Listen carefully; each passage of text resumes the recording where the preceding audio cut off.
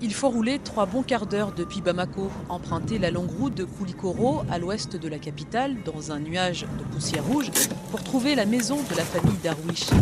J'habite ici parce que j'ai mon entreprise qui est là. En bas, Michel, conseiller consulaire, a installé sa petite entreprise qui fabrique des bouteilles en plastique. On va aller à la maison. En haut, le lieu de vie décoré à l'africaine. Allez-y, entrez. Le jour de l'attaque du Radisson, tous les téléphones de la famille ont vibré. Le jour de l'attentat, on a reçu 6 messages du consulat. Explosion et tir, hôtel Radisson, Bamako, attentat.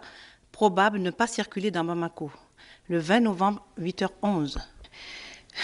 On n'est pas habitué, donc moi ça m'a fait peur déjà tout de suite. Et il y a de la surprise, il y a de l'émotion, et puis il y a la peur, il y a la crainte aussi, donc ça fait flipper. Donne-moi un verre d'eau. C'est la deuxième fois en 8 mois que les djihadistes sèment la terreur au cœur de Bamako. L'attentat les a choqués, mais pas surpris. En fait, depuis le coup d'État et la crise de 2012, l'insécurité, ce couple et leur fille vivent avec. Il n'empêche, aujourd'hui, ils sont encore plus méfiants. Il est vrai que je ne me déplace plus comme avant. Et quand je me déplace, j'essaye de tout faire en même temps. Bon, faire attention par exemple qu'on me suive ou faire regarder l'accoutrement des gens, même les restos qu'on faisait, tout ça, on ne fait plus rien.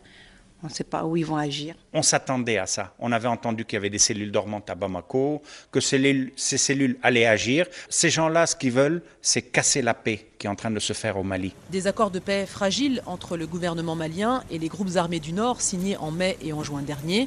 Mais aujourd'hui, dans le pays, c'est l'état d'urgence qui prévaut officiellement. Bon, je suis désolée, c'est pas très bien rangé. Au quotidien, pour Audrey, en 4e au lycée français, ce n'est pas flagrant. Il n'y a pas plus de militaires ou plus de policiers dans les rues. C'est comme s'il n'y avait pas eu d'état d'urgence, quoi.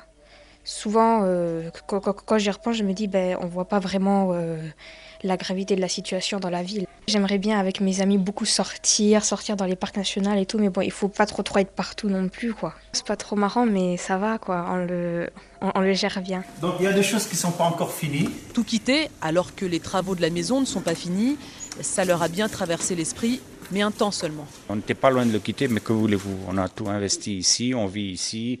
Mon épouse est franco-malienne. Là, la société, là, on a le pied dans le béton. Il faut s'agripper. On n'a pas le choix, vous voulez aller.